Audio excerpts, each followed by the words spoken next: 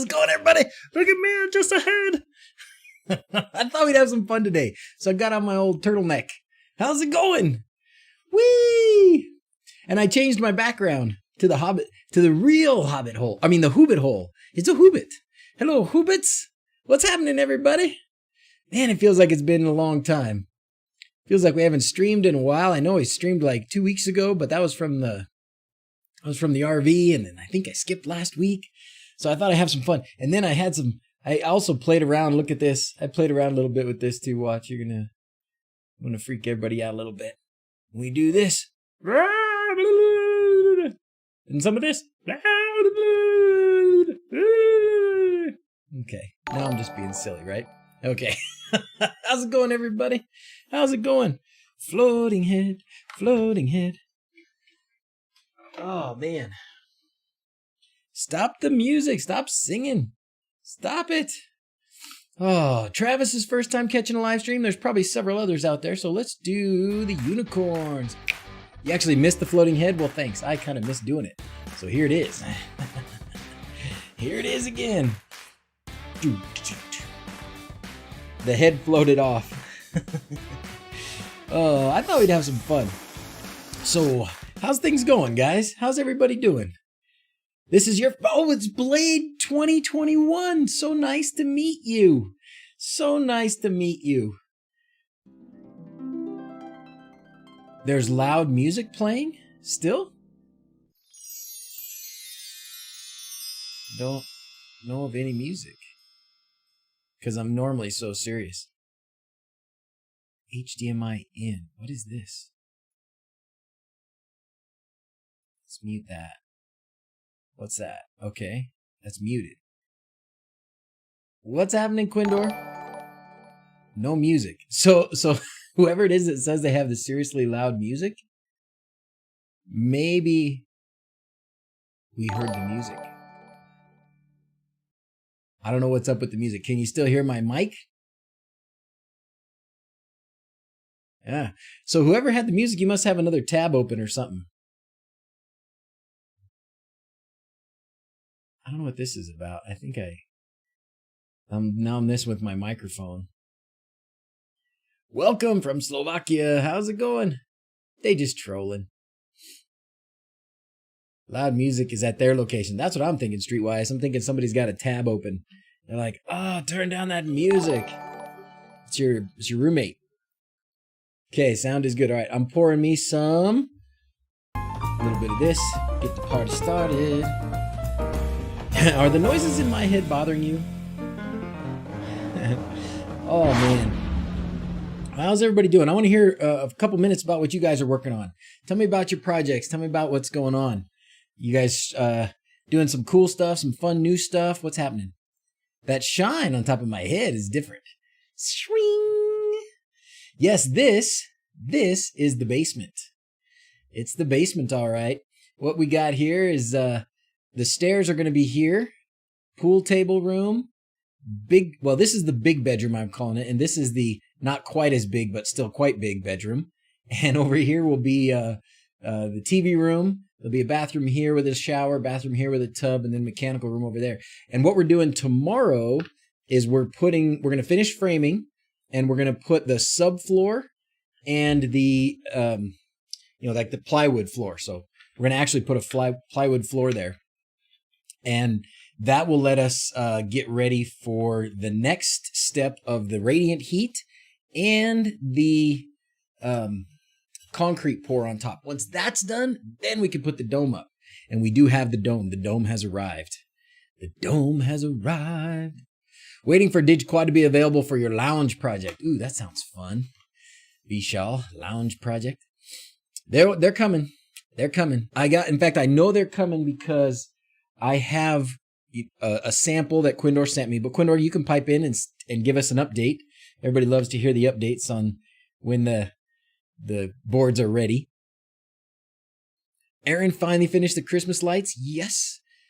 Nick finally getting around to working on the random blinking in your kitchen under cabinet lights for a month and a half that we talked about on the stream. Oh, good. So how's it going, Nicholas? Like, are you're getting around to doing it? Like you've done it, or that's your project for later today or tomorrow, or what's that? Now there will be 2 shiny domes. How's it going, 4Tracks? Yes, this shiny dome and the other shiny dome. Added a Sonoff door sensor to the dishwasher tray. Ooh. Close to open, -1 counter, then counter 5, add to home assistant shopping list. Never run out of tabs again. Oh, that's genius. To the dishwasher tray. Open, close. Close to open, -1 from the counter. Counters at 5, home assistant shopping. Dude, that's genius. Fiery Dwarf, that's genius. So every time you open it, it knows, okay, oh, we -1, oh, we -1, oh, we -1, oh, we -1. And then home assistant says, hey, you only got 5 left. Better get some, right? That's genius. Oh, working on replacing them with the 6812s. You're going to like it. You're going to like it. For sure. Fighting a Sonoff wall switch keeps losing connection until I restart home assistant. Oh, Rian. Oh, I feel your pain, brother. We're going to talk about that today. We are going to talk about that today. Getting all the parts for the Luciferin project in my office. Can't wait to solder it all together. All right, Pablo, you'll love Luciferin. Are you planning on doing, Pablo, are you planning on doing the MQTT, or are you planning on just connecting it to the USB? Because I've been using it with MQTT, and it's great because I have Home Assistant, so I have an MQTT broker, or you can have an MQTT broker without Home Assistant, but I have one.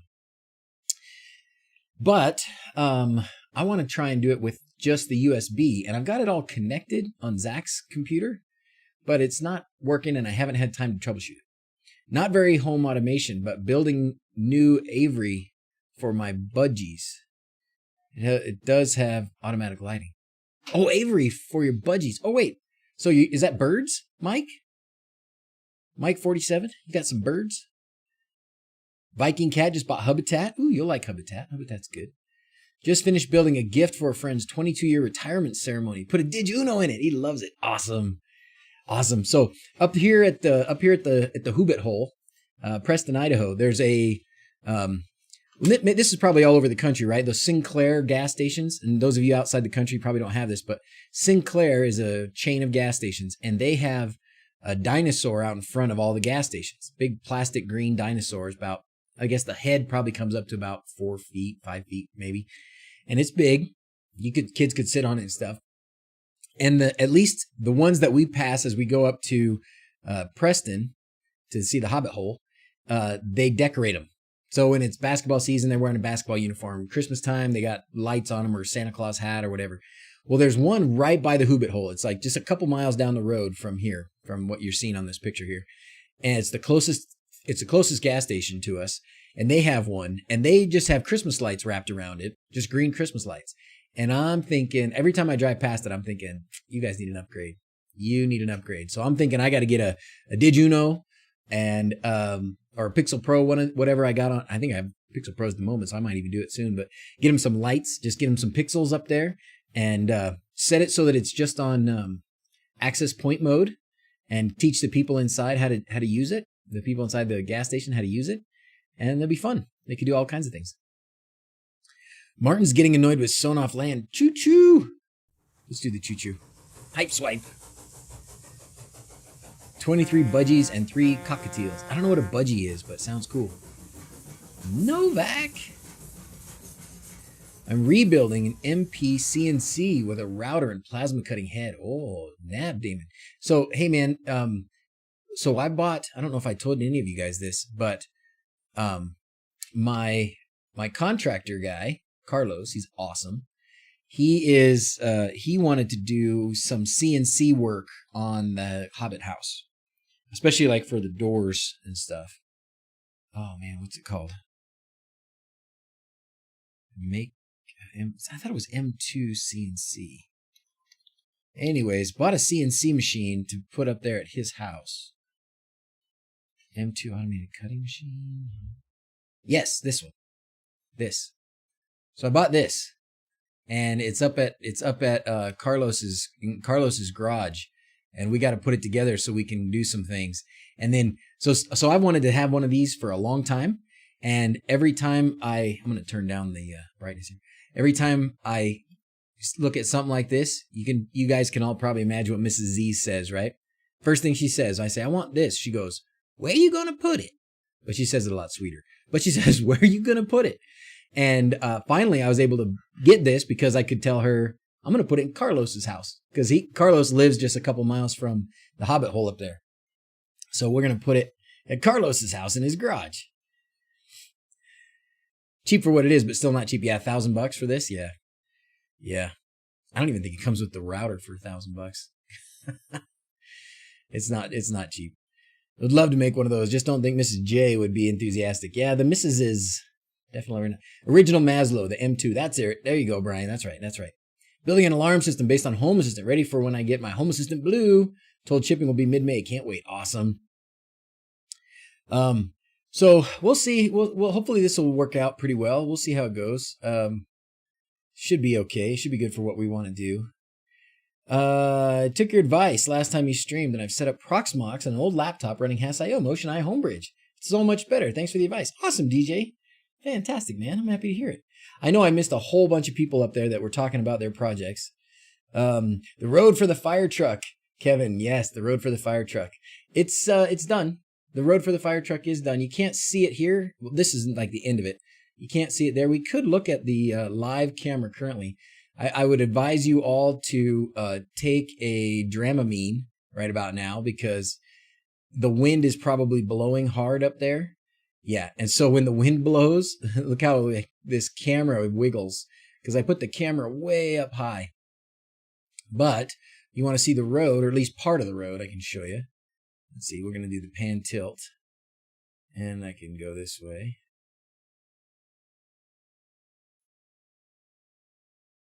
So there's part of the road right there. It's part of the road. The pavilion's going to be up there. That's where the stuff's going to be. This is only the end of the road. The main part of the road is back that way. But yeah, that's it, man. Here she is.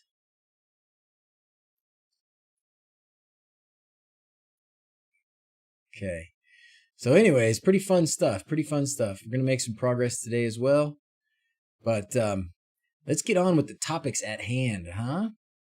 Let's get on with the topics at hand. So, the topic at hand for today is that PTC camera, Bird Dog. Oh, what PTC camera? This is actually, and they would appreciate that I do this. So we're going to take this moment, brought to you by the following sponsors. That's the Rio Link. That's the Rio Link. It's the Go 4G or something like that. Rio Link 4G LTE. No, it's that, but it's the pan tilt one. It's this one. It's this one right here. Exactly this one, actually, with the solar panel and everything. And I'll tell you what, this solar panel is awesome. And the battery in this thing is fantastic. So I was up there Thursday and Friday, and then I left Friday night, and I put that camera way up high on a big piece of PVC pipe, like 2 pieces of PVC pipe. So things like, I want to say it's probably about 16 feet, 18 feet, maybe up in the air. And it's already on a mound of dirt, so it's way, way up in the air.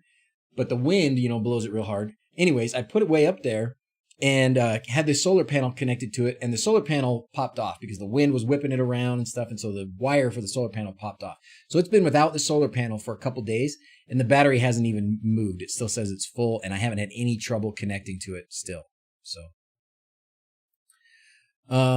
good plates to block light switches. Oh, Cuba. Well, I haven't ever used anything more fancy than just your blank plates from Home Depot or something. But maybe some other guys have some cool ideas, so like some wooden ones or maybe something fun like that. But anyways, I can highly recommend this camera. Now, you do need a 4G mobile plan, right? You need a SIM card for this camera. You do need a SIM card for this camera. I'm using an AT&T SIM card. I don't remember what the gigabytes per month or whatever is, but it's like $25 a month. So you got to have a pretty specific need and really be dedicated to paying that, right? Can I drop the link for this? You bet I can. I'm sure they've given me a link with some affiliations, but just buy it. When is it finished? A weekend retreat. We can all come up and pitch in for food, drinks, and lecture. Oh, that's awesome, Bill. We should have like an annual an annual event up there or something. That would be awesome. It's going to be finished in June. June. Ever used PyPortal for Home Assistant? I have not, Brian. I've not used PyPortal. It looks bleak. It's beautifully bleak, man. It's beautifully bleak. It's like so peaceful.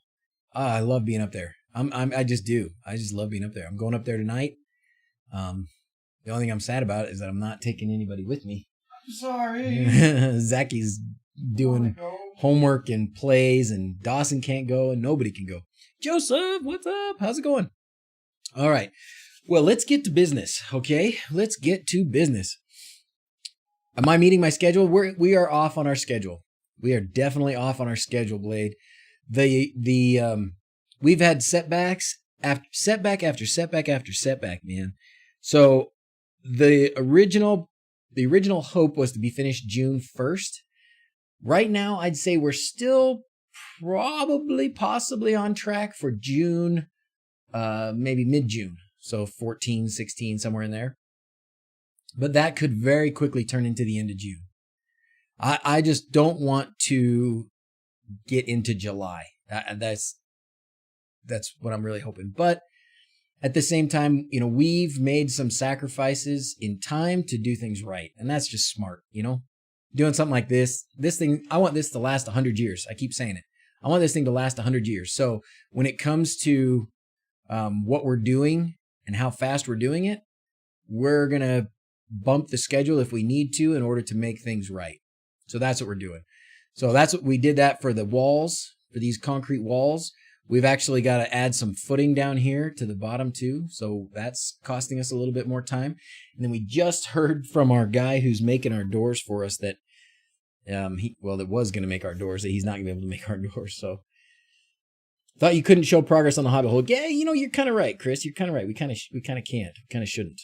So maybe we should stop. Let's put something else up here instead. Now that you've reminded me that I'm breaking the law. You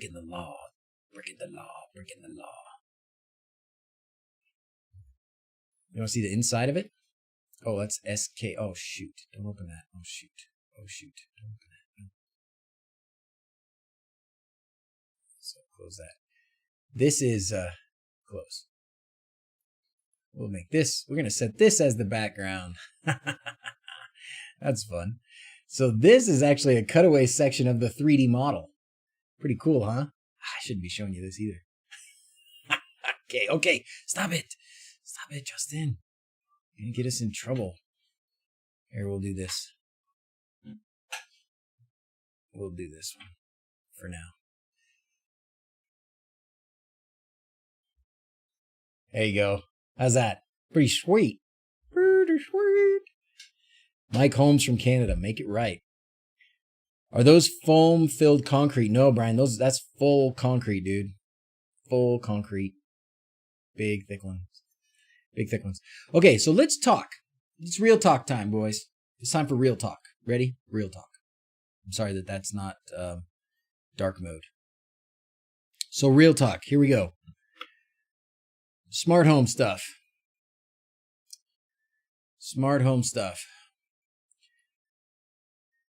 I think all of us set out when we get into smart home stuff to take our dumb home and make it smart. Okay, great. It has occurred to me that in the process, we sometimes make our homes stupid. What do I mean by that? I think you know what I mean by that. I mean, we take a light switch that worked when we flicked it on and off. We made it smart so that we could tell Alexa to turn it on and off, or so that it turned on and off when we were home and walked in the room, or whatever combination of things. But then it stops working, or it doesn't work like you think it should, or when you think it should. And now you've got a light switch that's turning on in the middle of the night, or that you try and turn on and won't turn on, right? And I was going through my house and I realized that I have a lot of that stuff, a whole lot of that stuff. So I'm going to be not just like when I say redoing Home Assistant, I am redoing Home Assistant, right? With my blue, but I'm undoing some things. I've got a little bit of a new set of criteria for what's going to be in our smart home. I still love all this stuff. I know I'm a DIY smart home guy to the core. I love it. I love tinkering with it. I love playing with it. I love implementing it. But I can't have it not function. This all came about because I've been so busy up at the Hoobit hole working on that kind of stuff that I probably have gone a month or a couple months maybe without sort of normal maintenance on my smart home. And what's normal maintenance? Well, normal maintenance is your router restarts. And so some device loses its IP address and now something else you can't connect to it like you did before. Or if the router's down, some of these devices, some of these ESP chips, and depending what firmware they're running or whatever, sometimes they don't reconnect. Like I just had a HA switch plate. It's running the old firmware, so it might not do this with the new stuff. But the old firmware, the HA switch plate, it goes off. The router goes offline, but the HA switch plate's still powered up. It's like, oh, I don't have anybody to connect to. Then the router comes back up. It never tries to connect again. So now, in order to get it to work, you have to open up the switch box, get in there, open up the switch. Yeah, take the thing off the wall, get in there, and power it down manually. You're absolutely hitting the nail on the head for my exact thought process when I'm looking at solutions for my new home. Major reason I'm thinking about going Lutron Cassetta for lights. Yeah, Keaton. So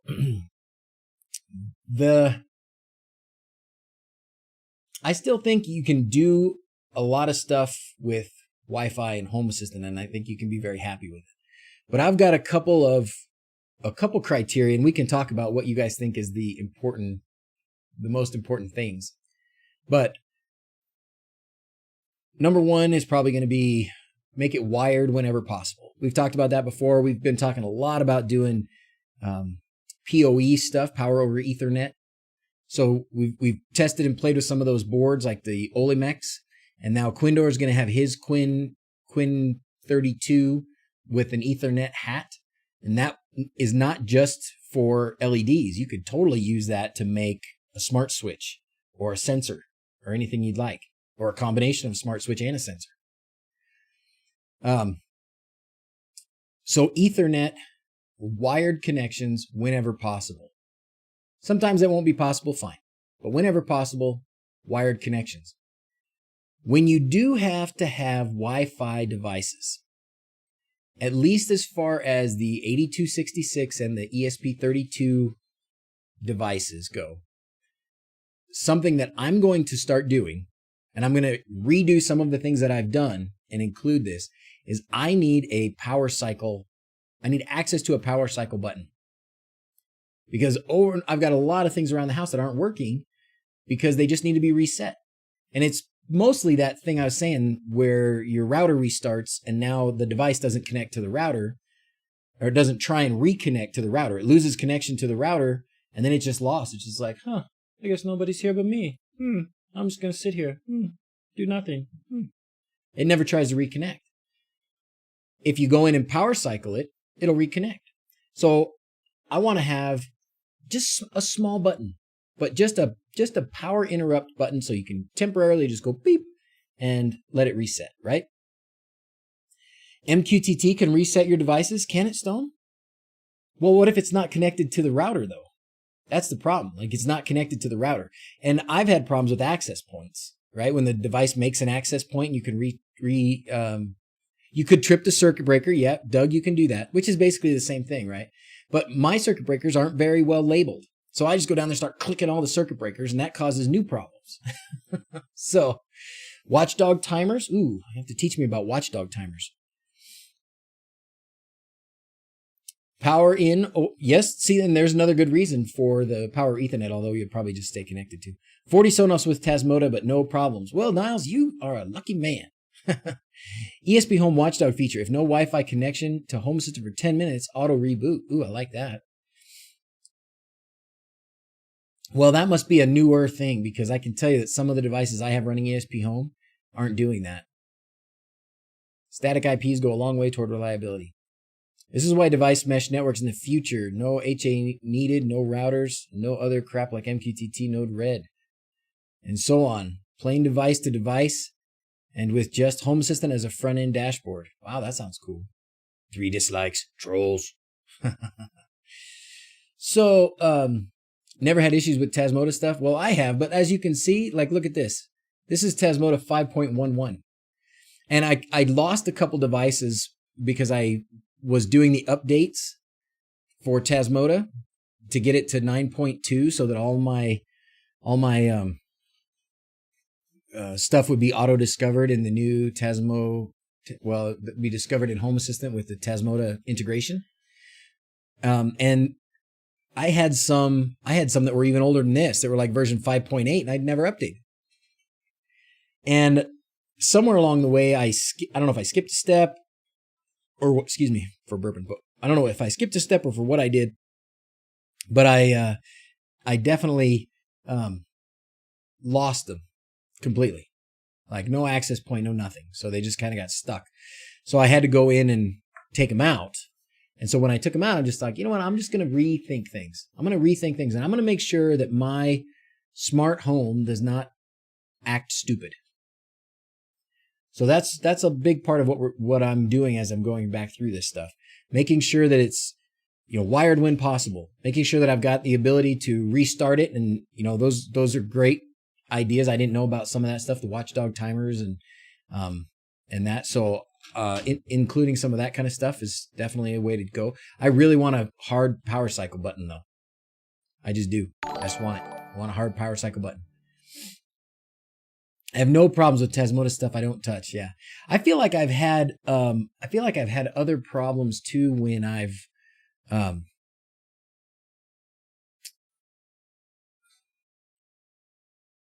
forgotten what I was going to say. Does Shelly have fallback if no Wi-Fi connection? I don't know. Reliability settings. Like it goes into AP mode. Yep. They should go into AP mode, but a lot of times I can have a hard time connecting to access points. Like we've gone through this before. And I'm pretty unique in that I can't connect to a lot of stuff. So here's a prime example. This says mudroom, right? So this is an ESP home. This is an ESP home device that is connected to, or that is it's got ESP home and it's in the mudroom. And when I try and connect to it, I don't even know what the network security key is. I don't even know what it is. I'd have to go look it up. But if I could just go power cycle it, it would just reconnect. This one here, this is the same kind of thing. This one, master bathroom window, I did power cycle this one. It's still not connecting. Window linear, this one's still not connecting. So these are ESP home devices that are stuck in access point mode. So I need to figure out what the bleep is going on. I've always upgraded, but now I use the .gz and haven't had issues. So the .gz, does that make it smaller so you can do, you can't see it? Oh, sorry. Yeah, well, it's not that much to see. It's just these other Wi-Fi networks over here that you can barely see. But like this master bath window and now that linear one is gone. But the mudroom, anyways. So I need to work on some of that. How odd. I have at least 25 ESP home devices running, 0 issues, even when upgrading Wi-Fi, AP, firmware, etc. Maybe it's best that it's me that has these issues. Because if I'm telling people, oh, you should use this stuff, and I'm having more issues than everybody else, that's good, right? You don't want to have, if I had no issues and telling everybody, oh yeah, there's no issues, and then everybody else is having issues.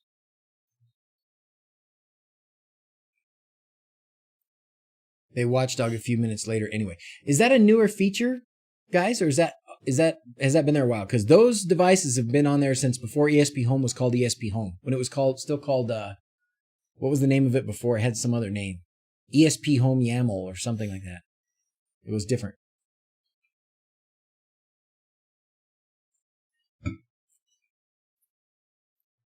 Well, yeah, Stefan, I do have Unify. But I think a lot of these guys that say they don't have problems have Unify also. If I'm coming from 4 major versions back, then I can't blame Tasmota. I'm not blaming Tasmota. I know it's my fault. My airwaves might be haunted. I think that's for sure. ESP Home Fast Connect. So let's look at my ESP Home for a minute. Let's look at some of my ESP Home devices. And, so main bathroom. Oh, no. Okay, so that one's fine. Master bath window. See that?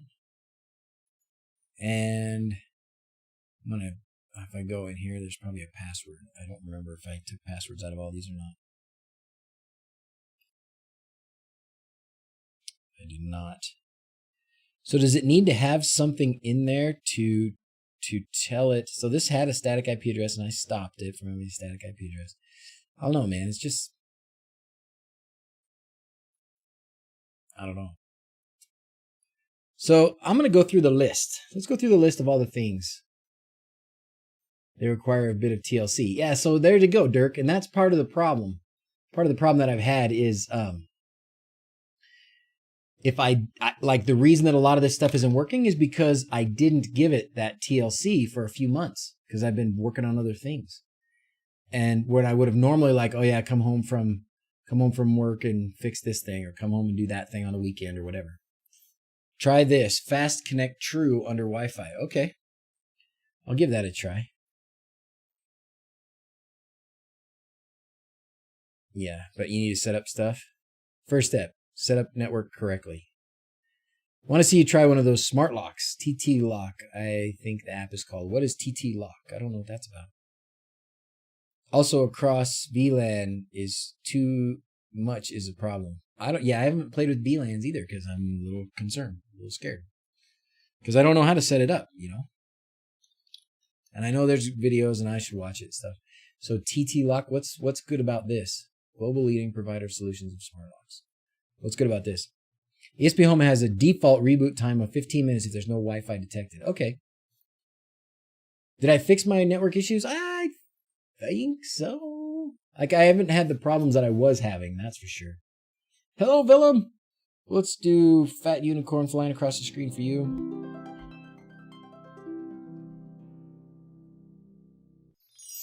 Set option 56 and 57. What does that do, Stone Obscurity? What does 56 and 57 do? Yeah, I started on his video on VLANs, but I didn't finish. So, going through my whole house, here's what I got. Paul Hibbert's whole problem with home system requires too much TLC, yeah. I would think that anything would require some TLC, but we certainly need to make it so that it requires as little TLC as possible, right? 56, Wi-Fi network scan to select the strongest signal on restart. Oh, I like that. Okay. Alibaba have smart locks that are Wi-Fi controlled. Not sure about Zigbee. What's there works fine except very slow reboot. My other issue was size too fast. Ellipsis, update all, and they will all. Home Assistant. Ooh, the Home Assistant. Ooh, Home Assistant. Need some more Unos and quads. They're coming, Joseph. They are coming, brother. Holly's a funny guy. Oh, I lost track of what I was talking about. Oh, sorry, Shelley's. I was going to talk about just my house and what we're going to go through. So, a couple things. Let's start at the top. So we'll start at the top in the toy room. So in the toy room, we have an automatic window opener that hasn't been automatically opening. It's ESP Home, and it's disconnected from the network, and it hasn't reconnected to the network. I've powered it down and powered it back on, and it still doesn't want to reconnect to the network. We can go in here, and right now it's probably going to be connected to the network. Watch, because I just said that.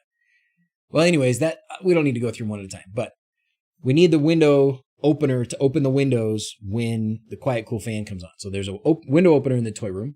There's also a light switch in the toy room, which is one of the first Sonoffs that I ever put in.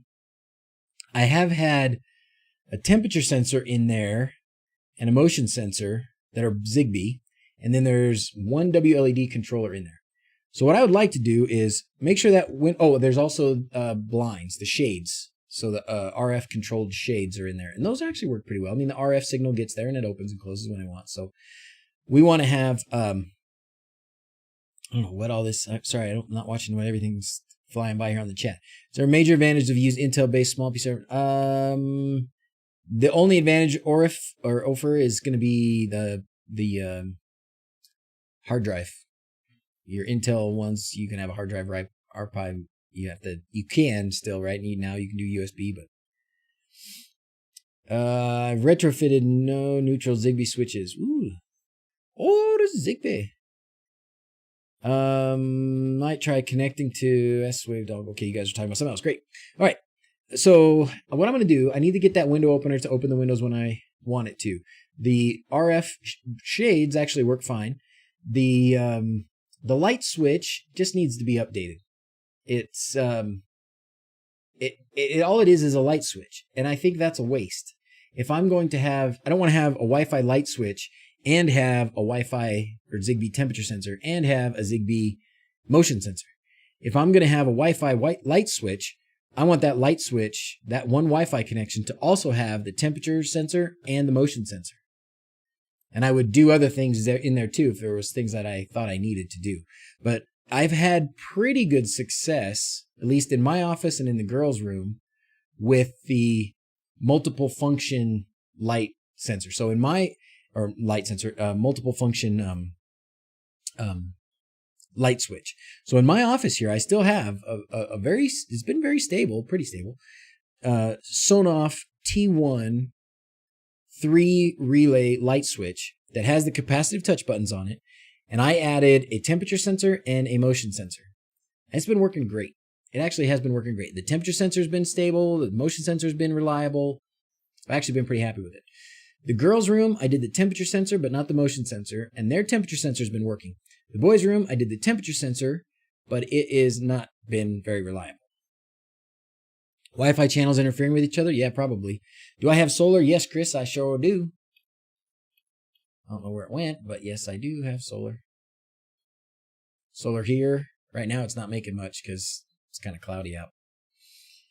So one more reason, right? Wi-Fi channels interfering with each other. One more reason to try and use as much of the wired stuff as you can, right? Hopefully that link will work. Let's see a link. Sorry, man.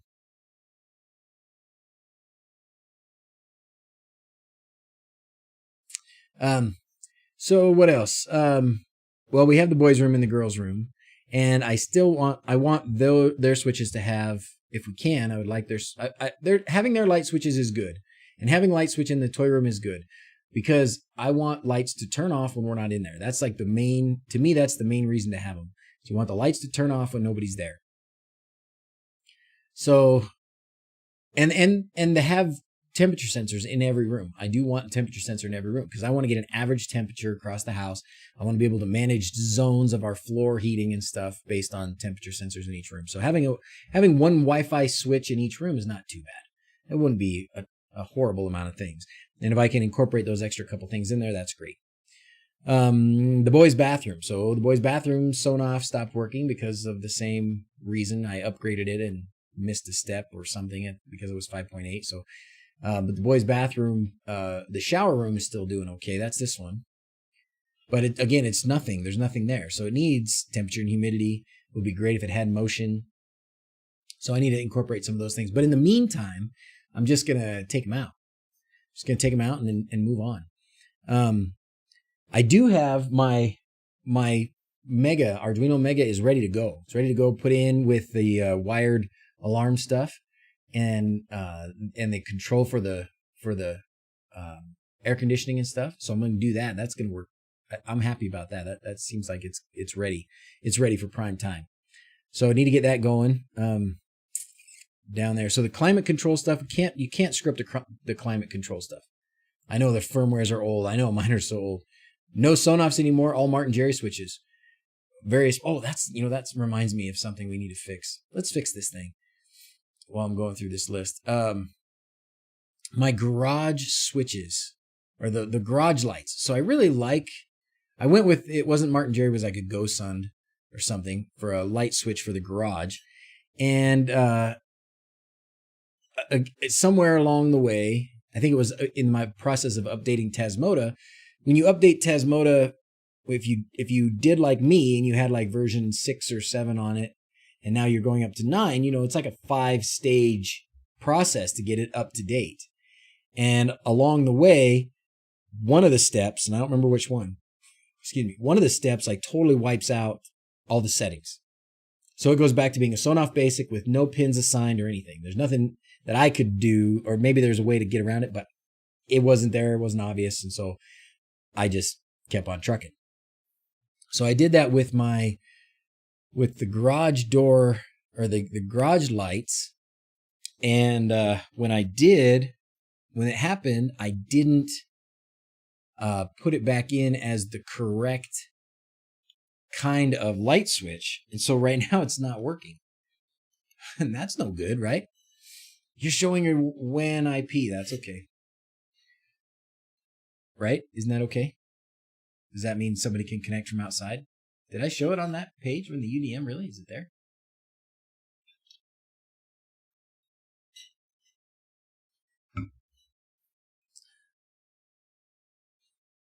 Oh, and now it doesn't even want to connect.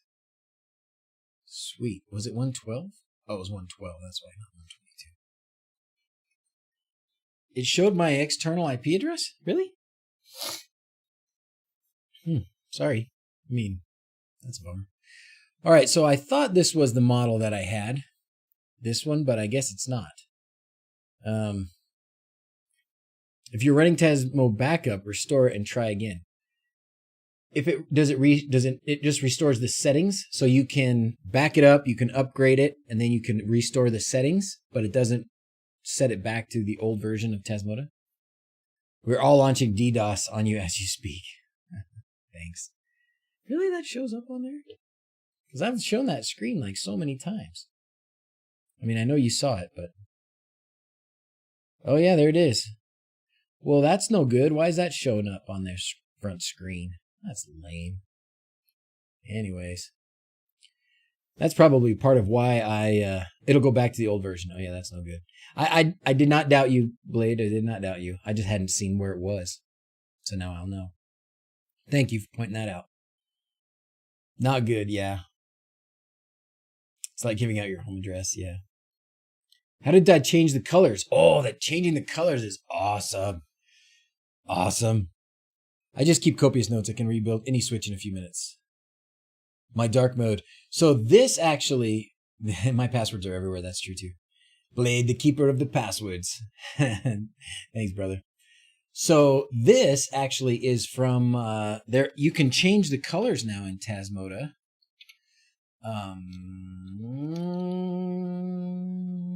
Color schemes, I believe.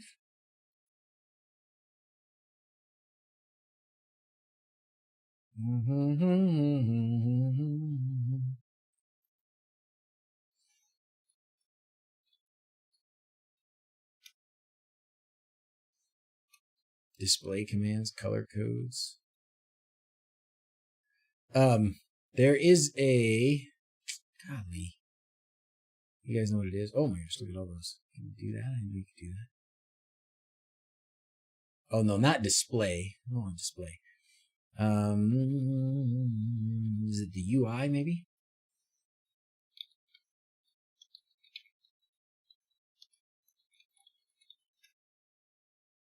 Web UI, yeah, Web UI, that's it. Here it is. Here it is. So there are these themes that somebody already put together. So this is just a dark mode one. This is the old light mode one. Here's one for Halloween. I use this navy one. So I just copy this. And basically there's a web color command. And then you just get to set, each of these is setting a color for a different part of all of this. So I like this one. And that was for me a visual cue for how I knew if I had finished updating something or not. So the last thing that I did when I finished updating all of them to 9.3.1 was to change the color, to change the navy color. No love for Purple Rain. Hey, Blackadder, how you doing, brother? Purple Rain is cool. Purple Rain is cool, but I'm a Michigan guy, so this is very maize and blue to me. So I'm kind of going for maize and blue.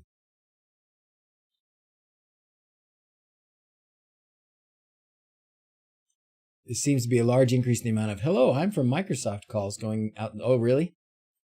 Do I recommend Zimmy Smart curtain blinds? Thanks so much. Yes, I do actually, Ruperto. I've talked about this before. Zimmy Smart, I feel bad because I didn't give them the attention that they wanted from me. Because they were really good to me for a long time and gave me a lot of stuff, and they gave me a bunch of these that I want that when I asked for them.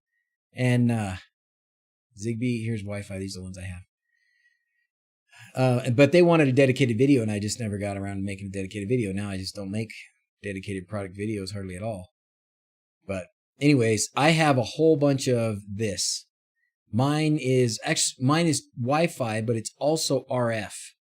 And I actually only use it as RF. So I never set it up on the Tuya app, and I never set it up. It's actually not connected to Wi-Fi at all. They're all just RF, and then I just have my RF bridge blast out the signal. I did go through, and that was the other thing, is that Zimmy Smart, they wanted me to do, like I said, dedicated video or whatever, and I didn't, but it's not like I didn't talk about it on the stream, because I did, because that was when I talked about it, was when I talked about flashing Porstich Shark Tamer. Oh, wait, no, that wasn't Shark Tamer said that. Yes, was that? Maybe. Anyways, I saw Shark Tamer's name. How you going, man? How's it going, man? How you doing? Set up some SwitchBot curtain bots. They're not perfect, but I got them working well enough. I probably get a couple emails a week from one or different companies asking me to test the SwitchBot curtain. And so directly from SwitchBot, yes, but just other random companies saying, "Oh, test the SwitchBot, test the SwitchBot." I'm like, Anyways. Or however I spelled it, what is it? Portish. Niels has it. Portish. All right, that's burning my eyeballs. Anyways, so you can also go in here and make your own colors and experiment and make Tasmota interface whatever colors you want, which is super awesome. But what we were talking about was that I don't have the right template in there. So we got to do Tasmota templates. And then we're going to go here. Thank you, Blackadder, very much for being the man that puts all this together. Right? Let's all hear it. Yay! Big round of applause. This one's for you, Blackadder. Thank you. Yay! Hey, how come it's not showing up on the screen? Did it get, put behind something else? Aww. Okay, we're going to have to do something else for Blackadder. We'll do this one for you because... There it goes. Now that one's showing up. Which AR bridge should we buy? AR. What's AR? +1 for IKEA blinds. Nice. I haven't tried IKEA blinds. Ever heard of...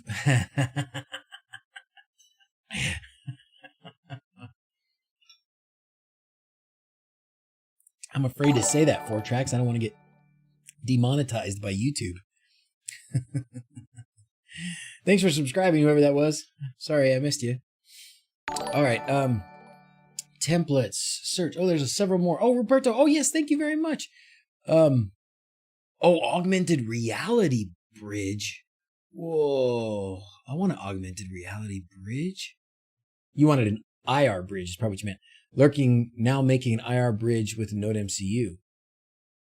What? That's what it's called. All right, you're probably right. I'm not going to search for it. Not going to do it. Not Googling that. And yes, I agree with Doug, Ruperto. My Sonoff RF bridge, I run 2 of them. One of them just because I haven't bothered to change it and it's been fine. And that one I just flashed with Tasmota, didn't do anything else. And then another one, a second one that I flashed and also flat with Tasmota, but also did the Portish firmware on the other chip. Love it. It's been great. When I was telling my wife, excuse me. Oh gosh, 4 tracks. Should I even hit this?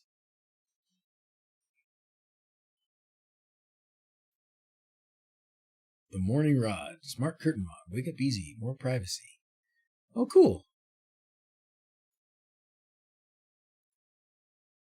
So a little stepper motor in there, a little bit of aluminum rod there, a little Wi-Fi stuff in there. 3D print all the parts. Nice, man. I like it. Open close button, wall plugs. All right, all right. I can dig it. So this is to open and close the curtains this way, right? That way? Nice. Nice. I like it. I like those kinds of projects. Where was I? Do I have a 3D printer? I have 3 of them. So yeah. Alex, how you doing, man? It has been a while. Thanks for being here. Hey, Father Time, any update on the bug? No, because I've been too busy on this other stuff. But we did buy a I don't think I have a picture of it here, but we did buy a bus for Zach. I should say Zachary bought a bus. Zachary bought a VW bus, 1978 VW bus. Yes, 70,000 nuts. I think you're gonna get to 100,000 nuts before I get to 100,000 subscribers. So good enough. I googled morning Rod and it's all about Rod Stewart. Nice. Been having to do some fixing lately. Network issues, man. Oh man. How many windows? Yeah, it's a 78, so it's not a ton. It's kind of the bigger window ones. I don't remember what there's a name for those. And it's escaping me right now. But if you go 1978 VW bus. In fact, it's that color scheme even. It's that color scheme right there. Looks just like that, except for his has the spare tire on the front. But we're going to take the spare tire off the front, put a nice big fat glowing VW logo on the front with some LEDs and stuff. But it's pretty rusty, and our plan is not right now not to, oh my gosh, it's not that rusty. but it looks closer to this one than it does to the other one. But we're not trying to go with the full restore like this. We're going to go with the, what do they call the patina, right? So we're going to let the outside stay like it is, just clean it up a bit, stop it from rusting in the spots where it's been rusting. And then he just wants to make it a camper van on the inside and have a good time with it. So that's what we're doing. Pretty sweet. Ooh, yeah, videos on So Good Enough? Yeah, So Enough PIR, a bunch of them. They work fine, but they're a bit ugly. Yeah, that's for sure. I like them too. They do work. They're still working in my garage too. You can talk about nuts all day, but don't talk about the drapery rod. Scooby-Doo van. What gets completed first? Hole assistant or RV assistant? Stay tuned to DrZzs. I was looking at, somebody sent me a, did I close it? Somebody sent me a, what they did in their, RV for smart stuff. And I'm going to be in the RV by myself tonight. So I'm going to look it over finally, because I really would like to have some smart things in the RV.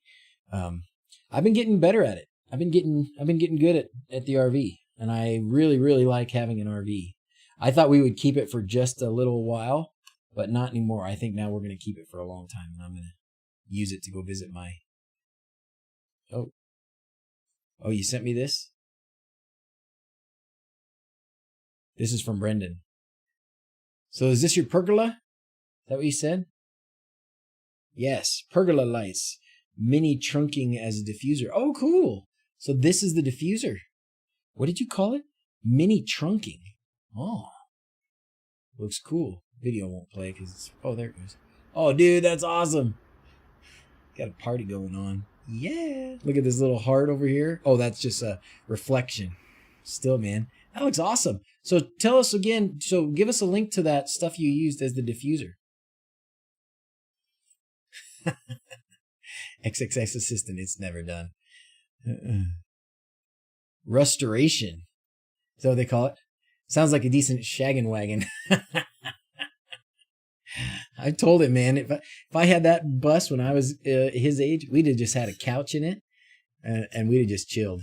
And I think that's what he should do with it. Just we're gonna take the front seats, and I think he should put in some different front seats that are just like big, cushy.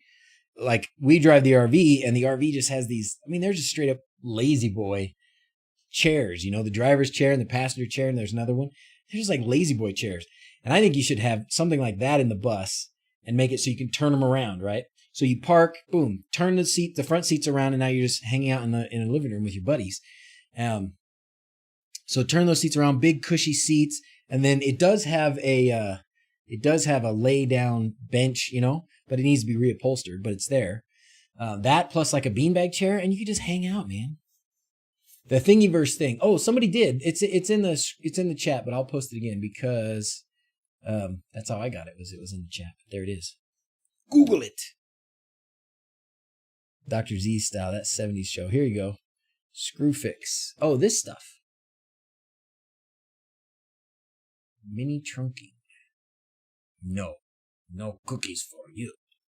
Fine, whatever. So is this just most effective means for producing electrical wiring rounds? So this is just a PVC. Oh, interesting. So this is just like a wire mold. It's a PVC wire mold. That's what you're saying. Made out of PVC. Nice. You just ran the lights in it. Genius, man. Genius. 1997 T4 camper bus. Guys, hey man, how you doing? Those things are so expensive. I don't know about 97, but man, some of those like later VW buses that are that you know all campered up and stuff. I can't believe how much they're selling for. They're selling for 5 or 6 times what they were brand new. It's nuts. Crazy times. Crazy times. Yeah, shagging. What's shagging? It's like when your dog, you know, you shaggy dog. It's like that. That's what it means. All right. So I was here doing this GoSund, and I need a switch. I thought it was this one. KS. They only have one KS, right? GoSund only has one KS type switch. So there's this KS1.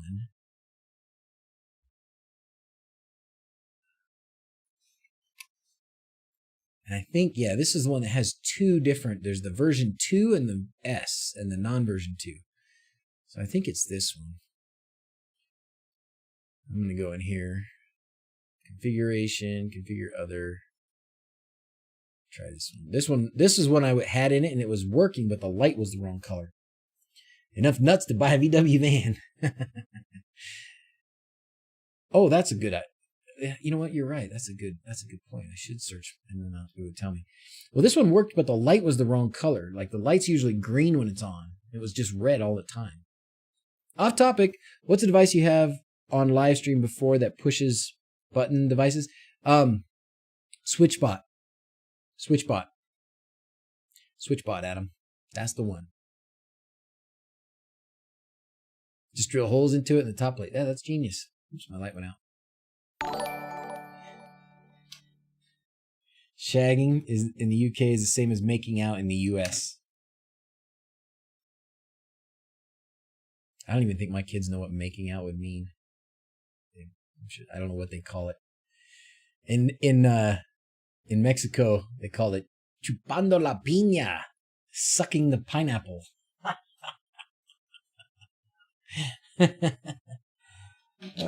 Check box. Oh, did I not activate the template? Yeah, I did.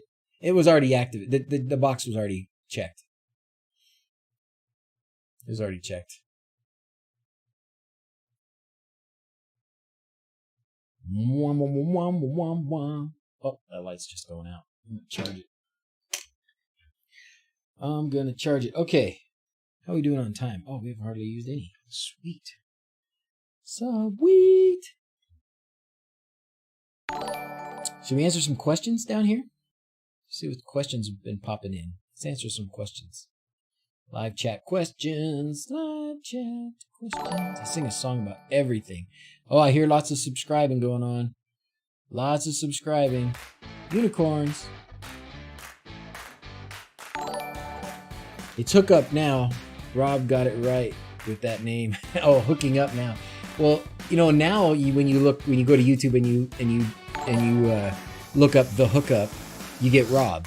But a few years ago, when he was just starting, if you looked up the hookup, you did not get Rob's smart home channel. Wow, is this awesome? Are we getting? Is this a raid? What do you call it? Somebody gifting some things in Twitch. Thanks, everybody. Thank you. We'll do this. This is Blade's favorite train because of the horn. Now, why do you know that? Sucking the pineapple. Chupando la piña because I lived in Mexico. That's why. I know it. I did not do any chupando la piña when I was in Mexico, but I know what it means.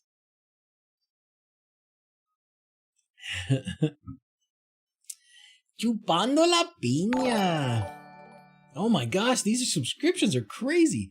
It's all YouTube subs. Well, thanks everybody. Thanks all the YouTube subs. We'll fly a little unicorn across the screen. So we are getting close to 100,000. 18-wheeler train. PMSL. I don't know what PMSL is. What's that? People finding my new videos? Maybe. Maybe. Well, all right. So we got this thing at least now. I'm pretty sure it wasn't. Oh, that's what we were going to do. It's like, what was it I was going to do? This might be it. It might be it. But anyways, let's go over here. I'm going to go to Amazon off the screen. I know, sorry, boring. I'm going to go over here to Amazon and I'm going to look up my old orders and I'm going to find my GoSun switches and see which ones they were. Oh, maybe they sent them to me for free and so they're not in here. They sent them to me for free. Dang it. I probably have one. Oh, Mark, I had never heard that before.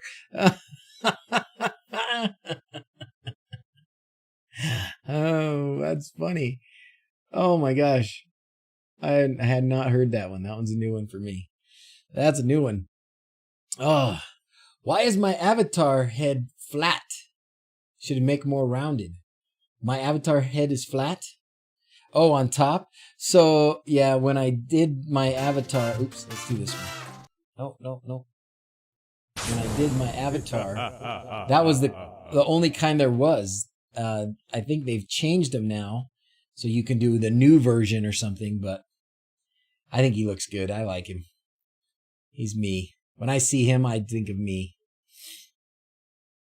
All right, well. Oh, we were going to answer some questions. That's what we're going to do. Let's do it. Questions. Let Hive do its thing. DrZzs may be compensated if using some of the links. Oh, right. Topic. Sherlock. There you go. May be compensated if using some of this for figuring out question rules. Yes. Question. Okay, here it comes. Thank you. Either the ESP32 I received on one of my quads is bad or I jacked it up. I am voting for number 2. Can I just purchase another one and load WLED? I assume yes. Yes, you can, Joseph, and I apologize. And I've said it before, but it's obviously needs a lot of repeating. The greatest point of failure, or the thing that has broken, in fact, the only thing that has consistently been broken on the DigUnos or the DigQuads is the ESP chip device. Now, when we do these, the DigUnos, so here's an old DigUno, the DigUnos and the DigQuads, this is the actual DigUno, like this is what it consists of. And the ESP chip that goes on top of it is one that you just buy. You know, you buy a D1 Mini or an ESP32 Mini and put it on top of there. And when we started selling them pre-assembled, we've been including those because otherwise you got to do some more things yourself. And that's like the whole point of pre-assembled, right? So we're just buying bulk D1 minis or mini 32s. And by far, hands down, the biggest problem has been those devices, just the D1 mini or the mini 32s just being bad. Just being bad. Like there was even a guy the other day that was emailing, and he was looking at his ESP32 and said, "Hey guys, I can look at this chip and I see that there's a couple of pins like soldered together on this tiny little board." And I mean, amazing to me that he found them, but he's like, "Oh, these little tiny pins are crappy and they're soldered together." So that it kind of sucks because it's not something that we did, and it's not like the people who make these are going to give us new ones if they give us bad ones, you know? But anyways, so I apologize that yes, it's probably this, but we have the solution also now, right? And the solution is not right here in front of me. I must have put them all someplace farther from me because I was keeping them right here in front of me, but I must have moved them. I did some rearranging yesterday and they're not right here anymore. But anyways, we now have the Quinn LED 32, right? So we have the homemade, or not homemade, but the custom-made ESP32 board that Quindor designed. And we haven't had any problems with those. Have you had any problems with those, Quindor? I don't think we've had anything that anybody has said is a problem with the new boards. So getting the new boards included with the Dig Unos and the Dig Quads, where we can control the quality control, is the key. You know, so we're not going to be buying bulk from these companies that make this anymore because they've given us some batches where 20 or 30% of these things are bad. And that sucks for us and it sucks for everybody who's buying them. So we're ditching those dudes, and Quindor's designed his own, and we're having those put on the new boards. So that's what's going to be there. And it's going to be awesome because you're going to have lots of options as well, because you're going to have this kind of an option where you've got the antenna on the circuit board, but then you'll also have the external antenna option if you wanted to extend the Wi-Fi range quite a bit, and also an Ethernet option. So you can pop a little Ethernet on there. Any update on the Canada store? Unfortunately, no. And you know, if you know Tollbringer, Will, you know, you can reach out to him, send him messages and stuff. He had a real bad go in the hospital, and he's still not right.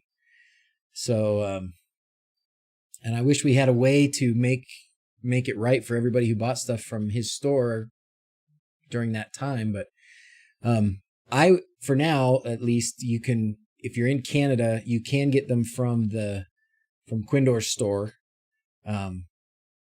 I've sent some still from Canada, and I don't mind doing that. It's not a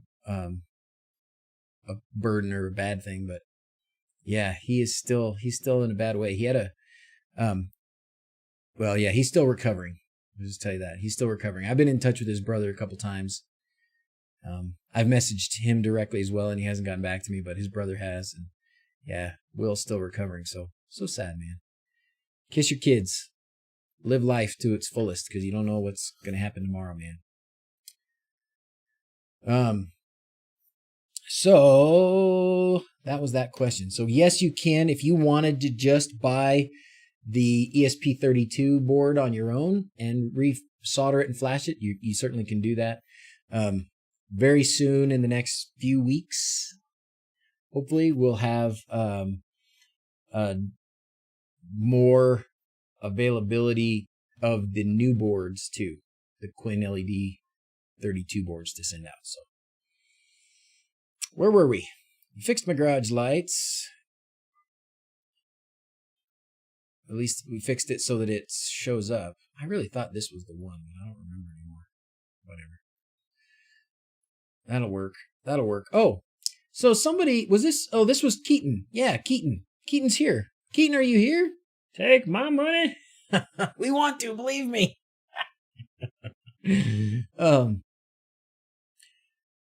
What will be done about the people that have received bad boards? So Gareth, if you've received a bad board, then contact me or Quindor, depending on where you ordered it from. And I've been either refunding enough money to replace it, and that would be my preference. But I do understand that that's a pain, because that means you still have to solder it and flash it. It's not the end of the world, but that's the reason why some people bought these things in the first place. So when necessary, or when we've been able to, we've sent some replacements. So depending on where you bought it from, contact me or contact Quindor, and we'll try and make it right for you. Yes, has the chip shortage affected the timing of the Quinn LED boards? Yes, it has, Nicholas. Yes, it actually has. And hopefully it's not going to affect the price. For now, Quindor has a master plan for not letting the shortages and the increase in prices on the supply side affect the sales price.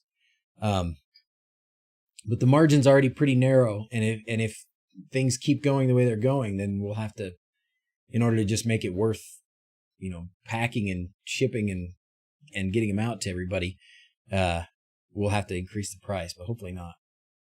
Yeah, currently it's all Quindor's been soaking up the price. Yeah, and some of them have been twice the price. It's crazy, or twice the price, 3, 4, 5 times the price. It's bad. It's bad. Or they just disappear. They disappear. So the Pixel Pro, we had the same kind of thing where we had a little part and like, okay, we're going to make them with this part. And then we go to turn in the order, like piece to PCB way or whatever. And all of a sudden that part's not available anymore. Like, oh man.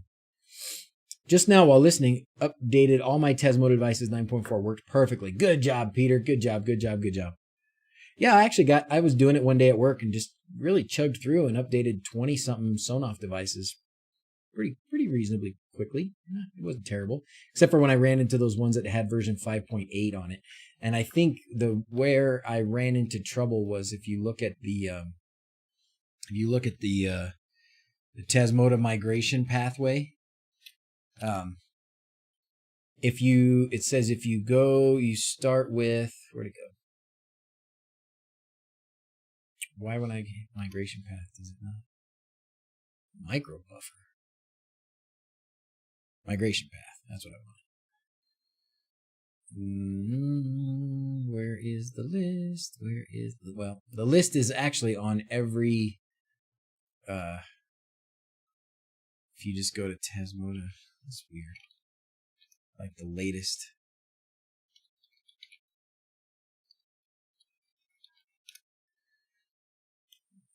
It's always here too, right here. So I thought, see, now that should have worked. Oh, 5.14, that's why. So this is 5.14, right? Go rewatch, subscribe, and then YouTube will make the difference.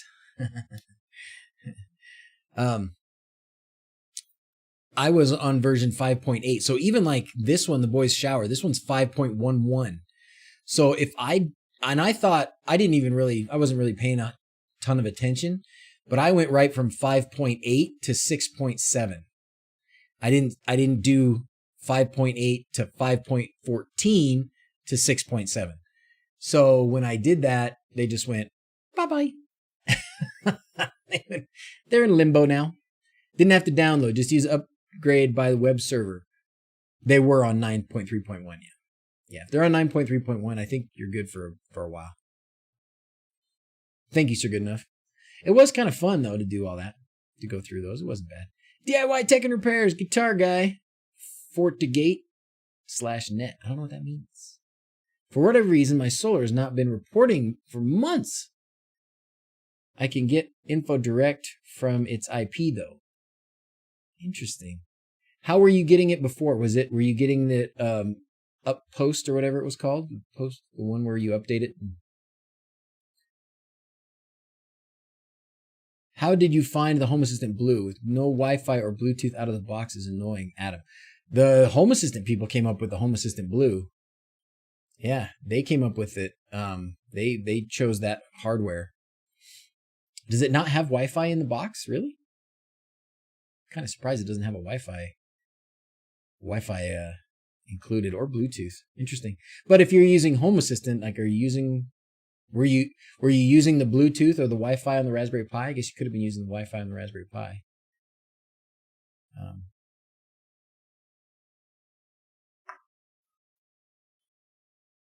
New Pis don't. Oh, there's a new Envoy node built into Home Assistant. What's Envoy node? I don't know what that is. No SSL?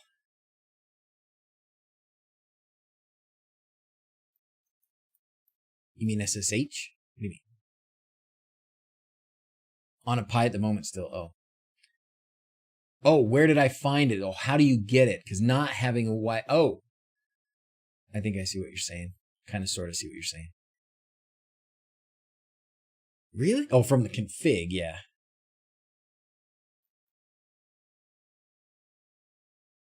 Yeah, I agree with Sir Goodenough on that as well. Don't run Home Assistant on the computer on Wi-Fi. You will not be happy. I agree.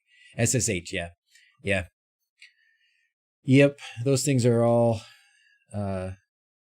things you have to turn on, I guess. I don't know how that's different with the Blue, though. What was my experience using it? Oh, I'm sorry. Okay, Adam. Oh, how have I found it? I understand. Okay, great. Now that we're speaking the same language. Oh man, I haven't got to play with any of these buttons enough lately. Like this one. We need to do that every once in a while. I've found it very good. I have found it very good. You can see that I haven't yet completely transitioned. I don't have a ton of stuff here, but I am a lot closer to transitioning than I was. And I have devices in it that are not here, like the alarm system devices, the air conditioning and heating devices are in here, but I don't have them showing up on this little dashboard yet. But it boots really fast. It's been really stable. It transitions between pages really fast. I think it's the way to go. So, but I haven't been on a Pi in a long time either. Hi, baby. You're doing floating head lecture? Yeah, isn't that cool? Look what I did. I have to do that every time I do that. Oh, whoa. I'm going to be a little careful about how vigorous I am with that. And I put one over there, and I put one in the middle. Blah, blah, blah. I don't know. I was just having fun. I just decided today I would wear this shirt and have fun. How are you? Ooh, your hands are cold. Touch my head. Oh, they're so cold. Oh my goodness. Oh, that's nice. It feels nice. Oh. Anyways, we started talking about this for just a brief second, and I want to go back to it. Okay. So Keaton Taylor is one of two geniuses behind the Alexa Media Player for Home Assistant. So if you press a button in Home Assistant and it makes music play on your Alexa, or if you do I think it's the text-to-speech. Does text-to-speech use that too? I think it does. Anyway, if you want to try something different that Keaton has been experimenting with, apparently Cloudflare has a way to basically provide an SSL, so an encrypted connection between the outside world and Home Assistant. So basically, it's like Home Assistant Cloud, but free. So you can still do duck DNS and all that stuff. That's fine. But if you don't want to do that, then you can try this. So he sent me this, and I said, ooh, remind me to mention that on the stream. And so I had opened up the tab and left it open so that I would think about it when I'm on the stream. The tabs up here sometimes are my to-do list. So I have not tried it yet. So give it a try. Give it a try. I'm going to drop this in here, and let's have some more of you guys test it out and give us some feedback over the next few weeks or whatever. Let me know if you like it. Let me know how it's working. Give some feedback. Put some comments down here on this community Home Assistant post that Keaton made and see where it goes. What do you say? All right. You love the solar dash widget. Is that a Hack's front end? This is, all this is my, where did I close it? Really? Such a dumbhead mongo. Oh, that's that one. Blue. So what this is, this solar power one, this is just the graph card. This is a animated graph card, I think, or something like that. That's what happens when you have an electric oven that they turn on. Because they're cooking dinner or getting ready to cook dinner. So they turn on the electric oven and bang. So yes, this is just, that's something you get from Hacks, and it's or is it the bar card? Maybe it's the bar card. I can't remember which one it is. Bar card. Sorry, it's this one. It's this one. More tabs. I need more tabs. Phil loves this Home Assistant Blue. I love my Home Assistant Blue too. I just got to get it all integrated. Like get all my stuff from my old Home Assistant into the new one. Or at least all the stuff that I want, which isn't everything. So I've been going through, when I was talking about like undoing some of the things in my house that are smart so that it's not a stupid house. Some of the things that I've looked at are like just switches that I don't use. So if we have a light switch that I made smart, we don't use the smarts of it. Home Assistant doesn't turn it on and off. Alexa doesn't turn it on and off. You know, why is it there? What am I doing with it? And so the back porch had one on it that I thought I would use. I thought, oh, the back porch, that'll be a good place to use it. Didn't use it. Hadn't used it in forever. So I took it out. Just plain took it out. Up here on our, I don't know what you want to call it. I call it the landing, but up here where all the bedrooms are on the second floor, that was where I did the video, the three-way switch video from years ago. And in order to do the three-way switches up there, I used 3 different Sonoff devices. One of them was connected to the light. The other 2 were just basically buttons that you press a button and it would turn the light on and off. That was 3 devices, and we used it, but they were some of the oldest ones that I put in too. So they were like version 5.8, and I lost track of them at one point. And I think what happened was it was the settings thing, but I just decided I'm gonna redo that, and I'm not gonna have 3 separate Sonoffs to do my 3-way switch up here. So for now, I just took them out and I put regular switches back in. Gareth. Okay, well, Gareth, you bought yours from him. Fine. I will just, I'll replace it. Fine. I'll replace it. It's great. It's like you tell me which way you want to do it. I will give you the money to replace it, or I will send you a new one. For me to send it to you, it costs $12. So I'll do that. But that's what it costs. For me to send it to someplace outside the US, it's $12. And I appreciate that you want your thing to work, man. I really do. But man, we get a lot of emails. And Quindor gets a lot of emails. And I understand we do need to have some customer service and some customer support and all that stuff too. So we'll make it right. My preference would be I would just send you the money and you can buy a new one, because that's less wasted money in the big picture, right? Because why ship it all the way to you in the UK when you can just buy it from Amazon and make them pay to ship it? But you will have to solder on your own pins and you'll have to flash it with WLED.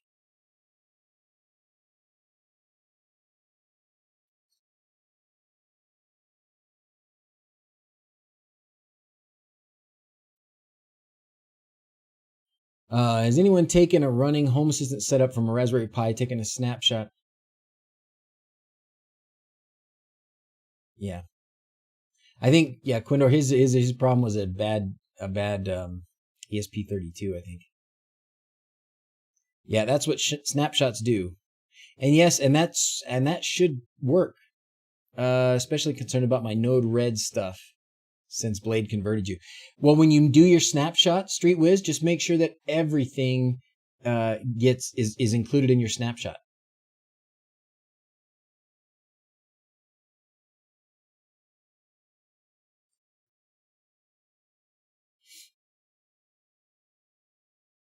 So Gareth, there's Quindor right there answering you. So if your snapshot includes your Node-RED stuff, it will include your Node-RED stuff. Just make sure that once you do it, once you make that snapshot, move it off of that Raspberry Pi onto whatever other computer you're on, your laptop or your other desktop or whatever. Save it there or upload it to Google Drive or whatever, so that when you go to reinstall it, it's accessible, right? Am I using Tasmo admin to upgrade all at once? No, I'm not. I would now probably, but what I've been using is Tasmo backup now, right? Tasmo backup. This is Tasmo backup. So you see, I still have this one. This is that boys shower. So this one's still 511. So I'd have to upgrade that one directly multiple times. But now that all these are on 9.3.1, I could go in and update them all directly from here. But I don't know for sure. Oh, Martin. All right, Gareth, there you go. Martin covered the $12 for the shipping. I will get it to you. I will get you one. Okay? I will get you one. Martin, you're too good to me, dude. Martin is too good to me. Where do you live, Martin? I guess you don't have to tell everybody, but are you in the US? Martin is like my oldest patron, whatever you call him. Martin has been on my Patreon list forever and ever and ever. So thanks, dude. Snapshots get saved to your backup software. Want to move to my new blue when it arrives as quickly as possible. Start enjoying the new toy. Yeah. Going to set up a DIY lawn sprinkler controller. Ended up going with a Beehive and couldn't be happier. Great mobile app and home assistant integration. Houston. Oh, sweet. Well, that's not too far. The Reolink. I know I've talked about this a little bit, and I went through a lot of different camera options or camera. Does it look like it's raining now? Oh, it's raining now. Son of a gun. Crap. That means all the tools and everything are getting rained on up there. Crap. I was hoping to get up there before the tools got wet. Oh, man. And the wood. Ugh. I'll text Carlos.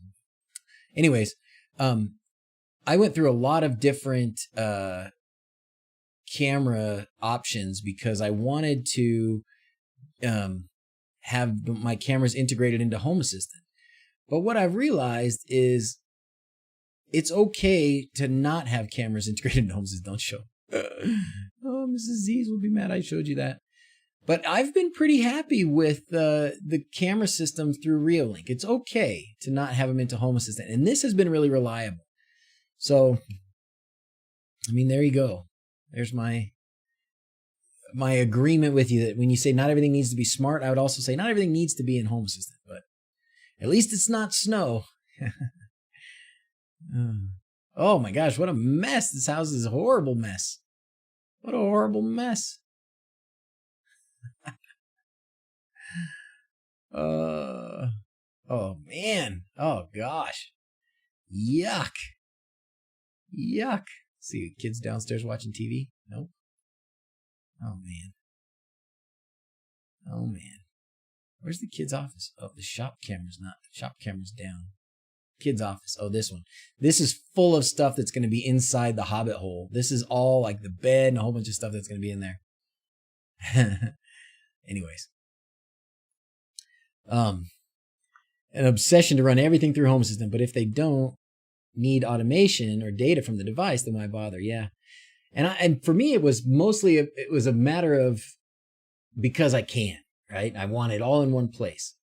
Well, I think some things it's okay to have because of the functionality of that Reolink one. It just works so well.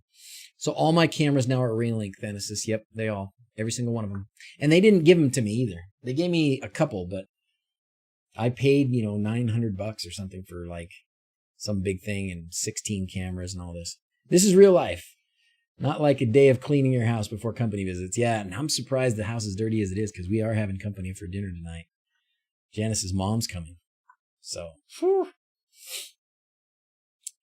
What is the slide in the backyard, Nicholas says? The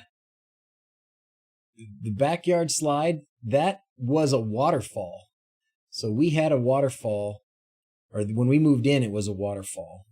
Let's see, that's the under the deck one. This one. When we moved in, we had there was a waterfall here, but it wasn't working. And I could not figure out why it wasn't working. So I pulled out a bunch of the rocks and I got way down in there and I pulled the pump out. When I pulled the pump out, there was a rock stuck in the bottom of the pump.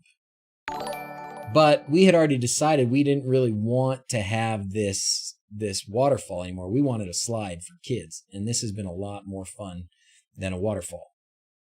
So that's what it is. I put this in the place of the waterfall. Now, the other slides, though, we do also have the other backyard. We do also have slides on the castle, right? So here's our little play castle and the lights. We've had some terrorist kids come over and wreck a few things because there's soccer games. So yesterday there was probably about 6 soccer games. It was soccer all day long in this park yesterday. And so when older brothers and sisters are playing in the park over here, little kids come over to our house. And generally that's fine. We don't mind. But we've had a couple of kids that just clearly have destructive tendencies and no regard for other people's property. So they've been beating things up here. So I got to go out there and fix because these have lights along these little castellations here and they're pulled off. But anyways, we have 2 slides on the castle as well because that's awesome. And looks like Grace and Holly are out there playing on the trampoline. Keep it up. Thank you, Eric. Thank you. All right. Gareth, I know you've sent me an email. Send me another email with your address in the UK and I will get you an ESP32. And you can thank these guys. You can thank Martin and Eric. Because they are footing the bill for that. So thank you, fellas. If using Cloudflare, be sure you register a domain with privacy protection. Okay. Hi from Palestine. I have a Yee camera. I installed the Yee hack on it, trying to get the motion MQTT notification to work. Did anyone succeed in doing so? I have not tried that, Ezat. I have not tried that. The motion MQTT notification to work. I can't remember if that was a part of what I messed with or not.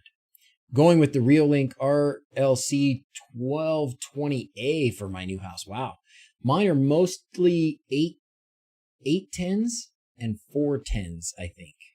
Most of them. A lot of them only work with the NVR. So some of them work without the NVR, but most of the cameras I have only work with the NVR.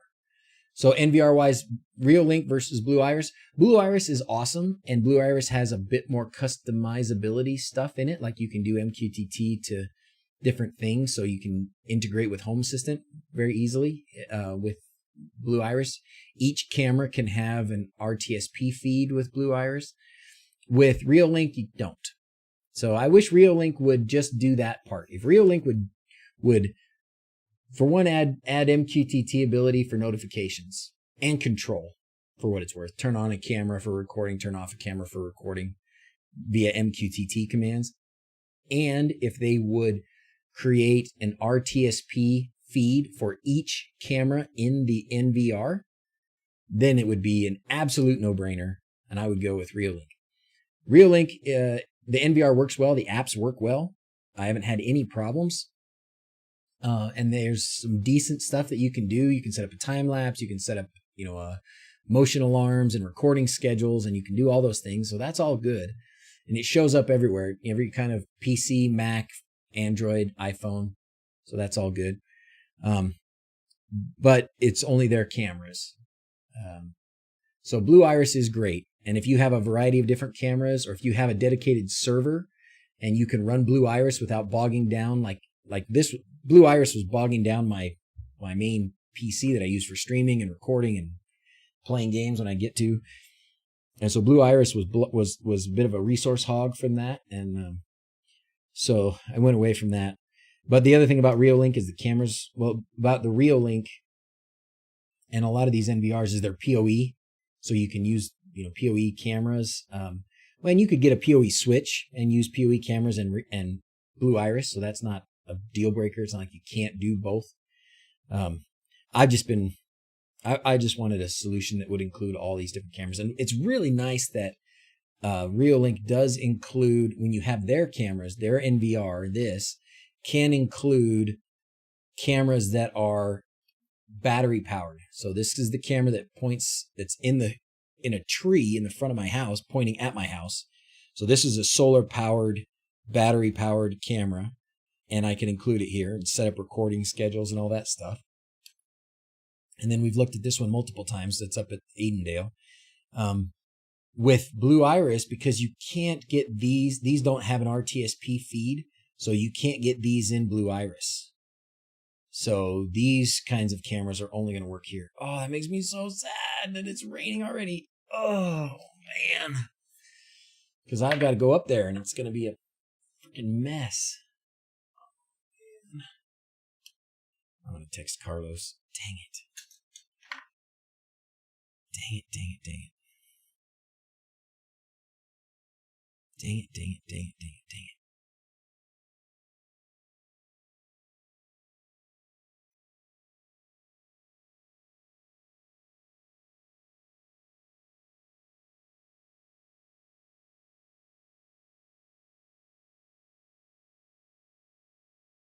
Hold on, sorry.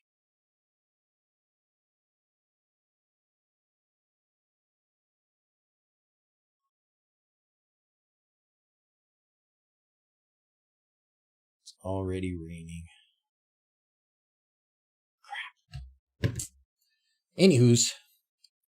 Pew! Just think, if you didn't have the cameras, you would never know. That's right. Messaging Carlos. Please, please hold. Please hold. Please hold.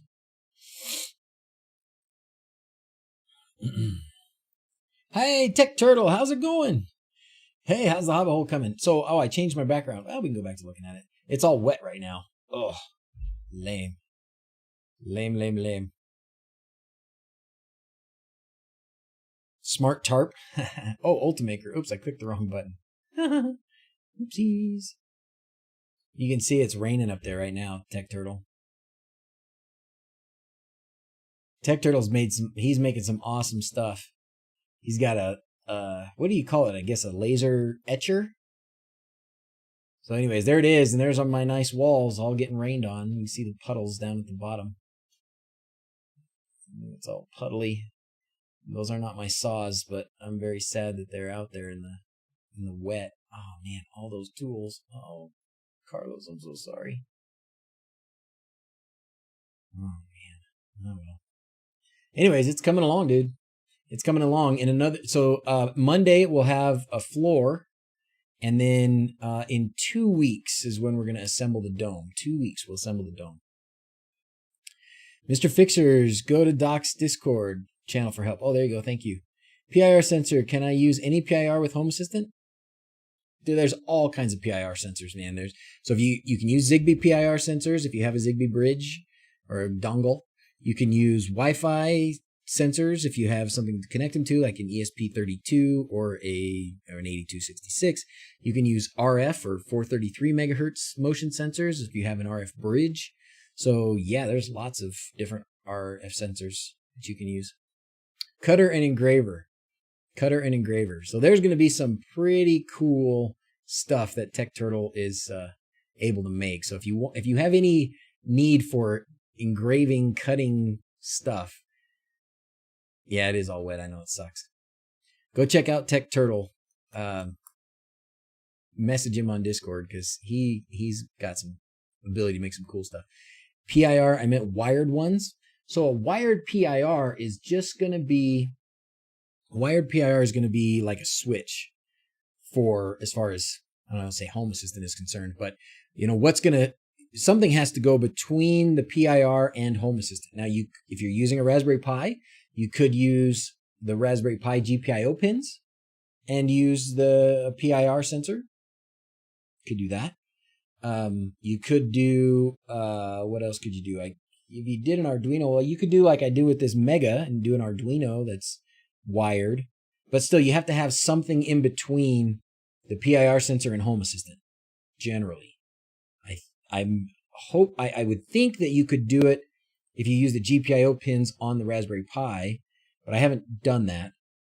But apart from that, you have to have something in between the PIR and Home Assistant.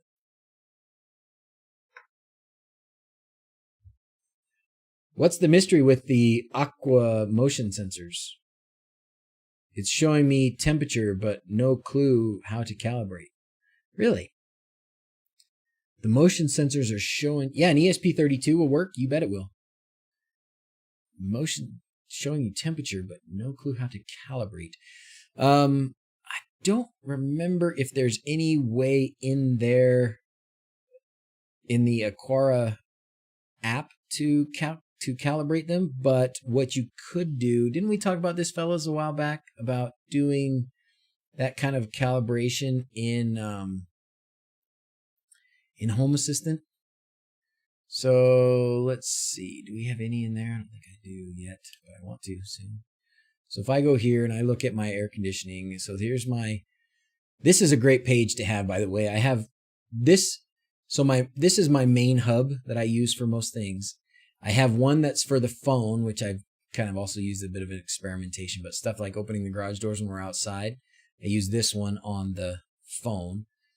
But then the one I use the most, besides the main one, the one I use the most is this air conditioning one, because it gives me everything about my heating and cooling and stuff in the house. So when I look at this, I can do something like this entryway temperature. Let's see, that one's not a, I don't think that one, master bedroom. Yeah, this one I think is the, yeah, multi-sensor. So, multi-sensor. So it's showing you the, what did you say? Version of the light and temperature sensor, but the temp sensor is way off. Oh, I see. Oh, I didn't know that.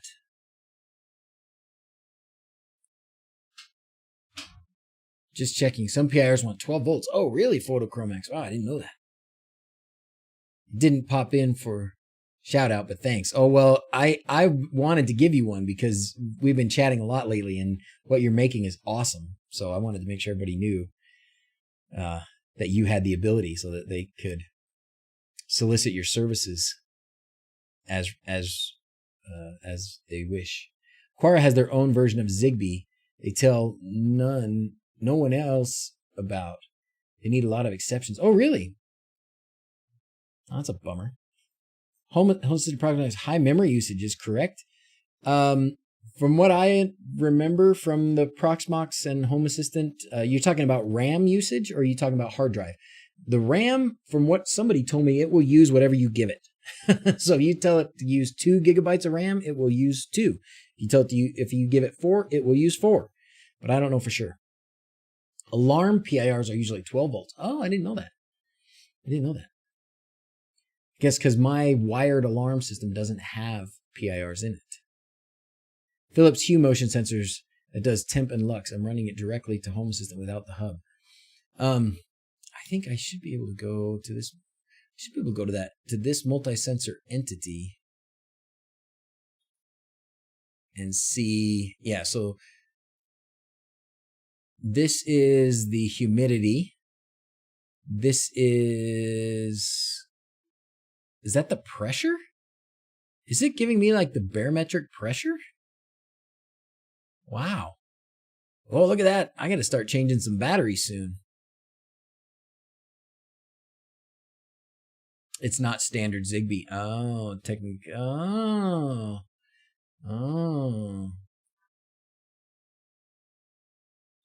How's the pressure? Is that high or low?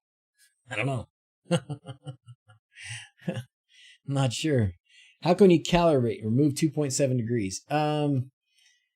Well, you'd have to, at least one way to do it, and these guys probably have other ideas. One way to do it would be make a template. And so you would have a template sensor. And that sensor would bring in the value from this sensor and then adjust it by whatever degrees you say. And then what you would actually look at would be the output of that sensor. So that's one way to do it. Risto, what's up? This is the answer, not the question. This is how you can calibrate. Remove 2.7 degrees. Oh.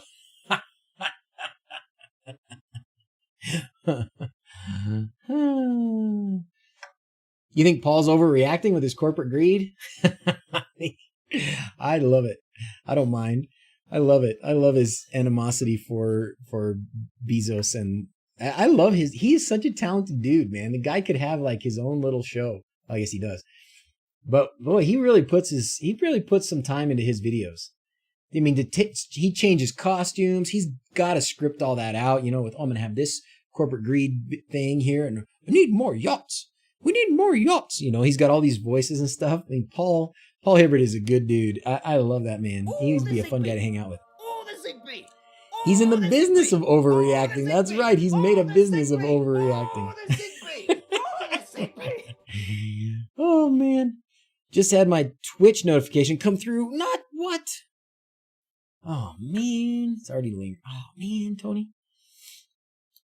Are they all 2.7 degrees high? I have my own I haven't calibrated. My own I haven't calibrated. He is a comedian, smart home spokesman. True that. Okay. Before we finish, because I'm actually looking at the time and realizing that it's almost 3:30. It's high pressure. Yeah, my house here is at about 4,100 feet above sea level.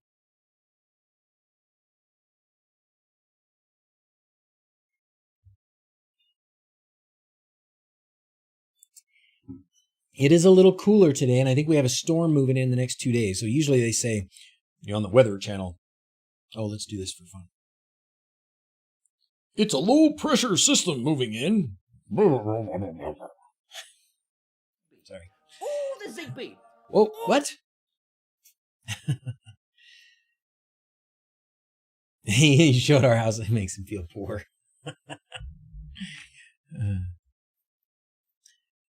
Higher means low pressure. Oh, now I'm so confused. Anyways, let's go to Banggood for a minute. Let's go to Banggood because my Banggood buddy wants me to review some stuff. And I said, okay, well, what stuff should I review? I don't even know. It's good when I can find things that I already want, but there's a lot of things that I just want to try out. So let's spend the next 15 minutes or so. Everybody go to Banggood.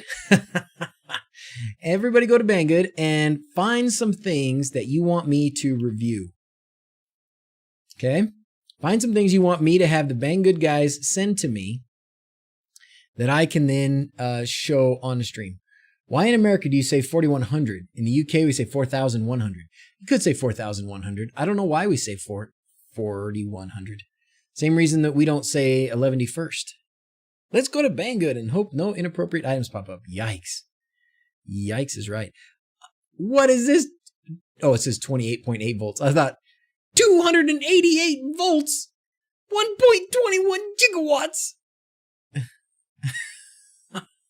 It is not 228 volts.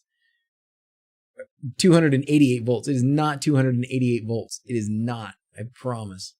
But I wouldn't mind testing some of these kinds of things. There's probably the same stuff at Harbor Freight. Right? Some of it looks like total junk. Like this looks like pretty junky. But I bet you some of this stuff is just rebranded, A dot is missing. Yeah, I think so too. Here's another one. Oh no, I thought that one was 200. I'm going to test this 288 volt drill. Should probably get a drill. I just bought one from Harbor Freight the other day and I didn't even think about this. And what everybody needs is a handheld chainsaw. Who does not need a handheld chainsaw? Man. 288 volts. Orion V7. Yikes. Review the Speedo. Thanks, Pete. That's about the same voltage as my bug. The teravolts on that drill. What would you need? Oh, this was for clipping. This would be for clipping branches, huh? I do like tools. Like, can you have too many tools? No, clearly. That's ridiculous. I think so tools. I'm definitely going to grab some of these tools. What's this? Oh, pressure washer. Oh. What? Battery powered pressure washer? No, that's got to be a painter. Oh no, that's a battery powered pressure washer. Whoa, crazy. Here's this. These are awesome, by the way. If you don't have a wow stick, get one. And I'm not talking about 4-Tracks and his morning wood wow stick. I mean this kind of wow stick. I usually hold. Yeah, that's a good place for him. Steve, that's great. A battery-driven hammer. Oh, gosh. I don't know, but we should look and see.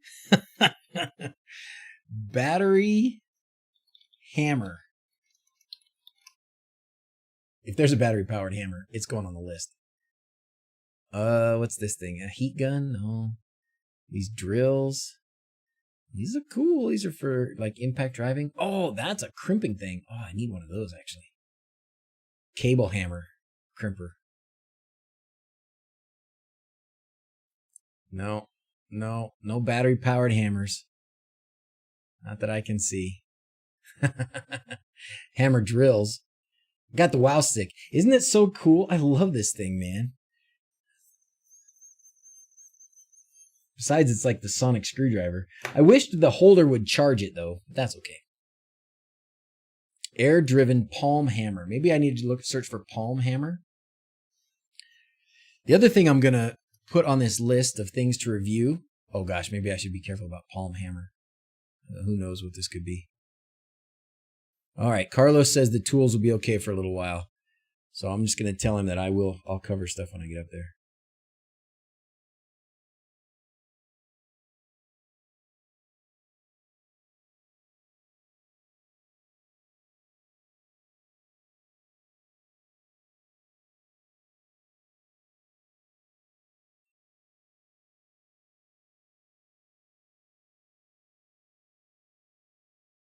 And it's going to rain all day tomorrow.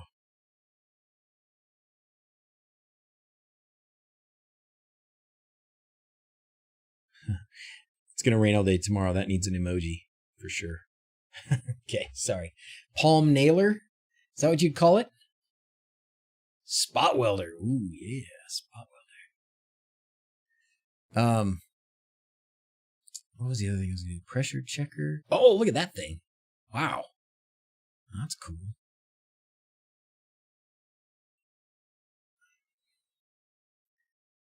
Palm nailer. There's that there's the what are those, like, arms, those arms that move all around. I want one of those. Okay, well, what is this thing? Wireless vertical? I don't know what that is. Staple gun. What's this? Palm size. Oh, you know what else? So alligator boat. No, the alligator boat. Oh, wait, that's the wrong.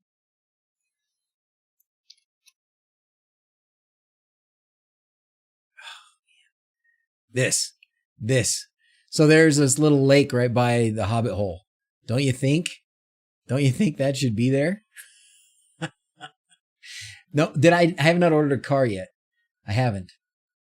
You want a plasma cutter? They did send me a power cutter. Does it really exist if it doesn't have an IP address?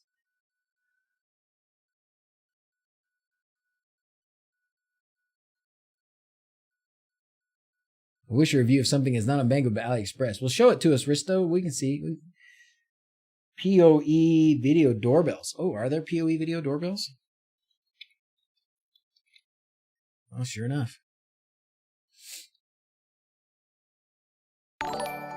Ring, ring, thank you. Yes. The water pump and the shark. All right. So hold on. There was this what is that thing called? It's like the robot arm. So they have some of these kits like this. I definitely want to build one of these. I want to build one of these. What am I going to use it for? Whatever I want. Whatever I want. But I think this would be kind of fun to build something like this. So I'm going to ask him for one of these. What else? Squirrels are going like crazy. I know. All we're looking for now is just like stuff from Banggood to put on my list. I could try some of these cheap computers. Cheap computer stuff. Screen light bar. It's got to be fun. It'll be fun stuff. Handheld games. Cheap mini computers. I'm not that good. So I always, you know who's my guy, my go-to review guy for these things is ETA Prime. Robots to protect the hobbit hole when you're gone. Love my CO2 laser, but I want to cut metal too. All right, see you, Richard. I'm going to go here in a minute too. So the W32, do they have that? The WT32, they don't have like the Olimex ones and stuff. Well, they have this one. Yeah, so these are Ethernet shields, but that's not the same as like an Ethernet PoE kind of Robodin. So I need to make this one work. I have this one. This LilyGo one. I have it. And I need to try and make it work. I haven't. There's a ESP Home does have the pin stuff for it.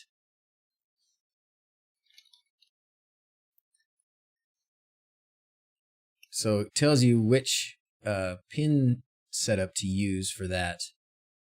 LilyGo, TTGo, Ethernet, PO323 VROM. I think that's the one, isn't it? 8278 chip. Yeah, this one. So I should try that. I need to try this one. See if I can get that one working. Because that would be awesome. Link in the chat. What you got here? Jack, are you going to get me in trouble? Am I going to get demonetized? Wait, why didn't it go? That's weird. Oh. The windows are coming up. You know what that means. I don't know what it was. Risto, link in the chat, not Olimex. Oh, you put link like in Discord? Alian, oh, put it for your cameras. Oh, thanks, Joe. Oh, man, I appreciate the offer. Carlos says it's okay.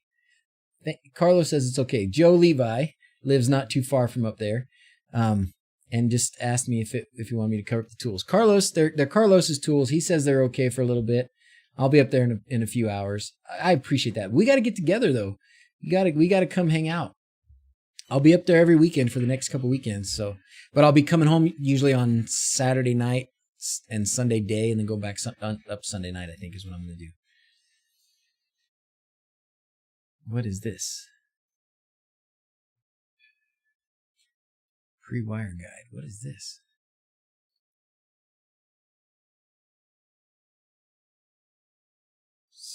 Oh, this was cool. Yes. Oh, yes, this is great. Yes, that's okay. This is great. This is, Apple Gadgets 76 sending me the new construction homes pre-wired. So I'm going to read through this and decide what in the world, I mean, I kind of know, but this should be pretty good for like, what kind of stuff do you want to put in and how you're going to wire it and some of those things. So putting wire in the studs, or putting wire in, when you're still at the framing phase. Thanks, man. All right. Test all the drones on Banggood. That would be fun. Carlos is ordering new tools right now. I'll have to replace them. So I think I'll do that. I'll try a lot of the tools. I want to get this working because if this thing works, that's pretty dang cheap. You know, it's pretty dang cheap. It's $18. It's not going to be it's not going to beat the Ethernet thing with Quindor probably, but can I have that link? This one? You sure can. Oh, wait. Or you mean the other one for the new construction, Doug? It's actually in the main chat. Cordless palm hammer. That's right. In the main chat in Discord, Doug, for the link to this, if you want this. Oh, what? I do need this. Cordless palm hammer. Yes. They don't have them here, though. Banggood doesn't have those. Too bad. Oh, I have this style. I bet that would work with the same batteries that I have. This is the Makitas. I like the Makitas that I have. Same style here, too. I'm going to try some of that. Okay. Well, awesome. Search for Seed Studio, but Seed Studio, I don't think they have. Yeah, so they're not. I don't think Banggood has this. If AliExpress would make me the same kind of deal as Banggood, oh my goodness sakes. But anyways, they have a lot of stuff, you know. I just need to find some random things. They would love me to do a couple streams a month. I think my link is not working because I tried to use app of Banggood for the CNC engraver. Okay, cool. Oh my gosh, look at these things. Look at this stuff. What is that thing? Is that like a turbine? Good grief.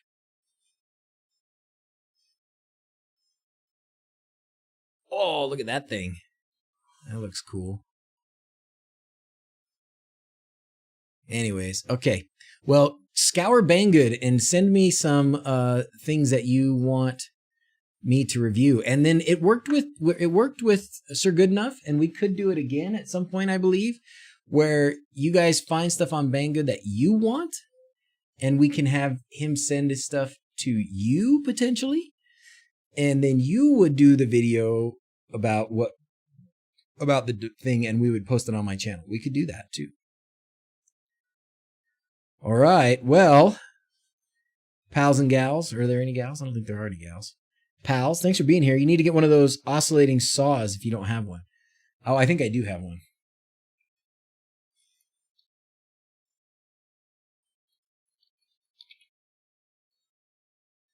I think I do have one. I bought one from Harbor Freight. Yeah, I bought one of these from Harbor Freight. I haven't used it yet for anything, but I bought it. You're down with helping review stuff? All right. Inflating Zorb ball. What the heck?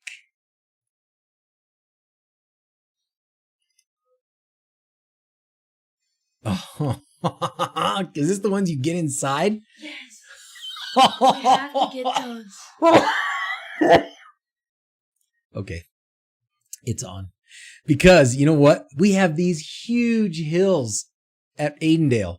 Can you imagine getting in that and rolling down one of those hills? That's what we're going to do. Oh my gosh.